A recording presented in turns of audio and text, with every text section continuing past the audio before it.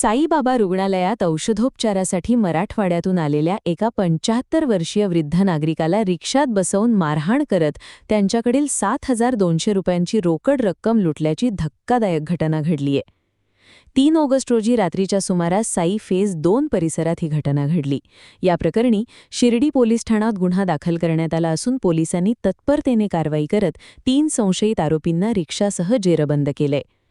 बीड जिल्ह्यातील विश्वनाथ लिंबा मैन दय्या हे आपले नातू अंकुश अशोक मैन दय्यांच्यासह 3 ऑगस्ट रोजी रात्री 9:30 वाजता साईनाथ हॉस्पिटलमधून औषधोपचार घेऊन मुक्कामासाठी साई फेज 2 येथे परत येत होते।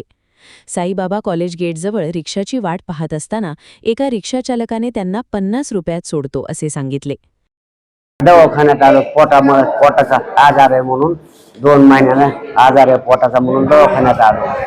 मग ते संध्याकाळी म्हणले आश्रम शाळाला झोपाय जावं लागते। बरं, मग ते आम्हाला गाडी माहित नव्हती, गाडी गेली निघून। मग ते गेटवरला विचारलं, मला आता काय करावं, मला रिक्षा जर मिळाला तर रिक्षानं जातो मी तिथून। मग आता आम्हाला माहितीच नाही अशी करते। मग रिक्षावाला म्हणलं किती पैसे घेणार, ते म्हणलं 25 रुपये द्यावं। म्हणलं देतो। देतो म्हणलं मग बसा म्हणला, दुसरी ती 3 आणि बसा म्हणला। बसलो तर अशा रोडने आणलं, कच्च्या रोडने फिरवली गाडी, फिरवली तर ओढलं खाली, मला त्याला बी ओढलं खाली। त्या पिशवीमध्ये पैसे होतं, घेतलं पैसे काढून आणि मारायला चालू केलं। हे अंग टाटून गेले, म्हणतात मला बरा वाटत नाही। अशी बाला लय झाली, लय झाली। आता आमचा भाग कुठं राहिला आणि एक आमच्या राशीला आणलं, लय मोठं अवघड।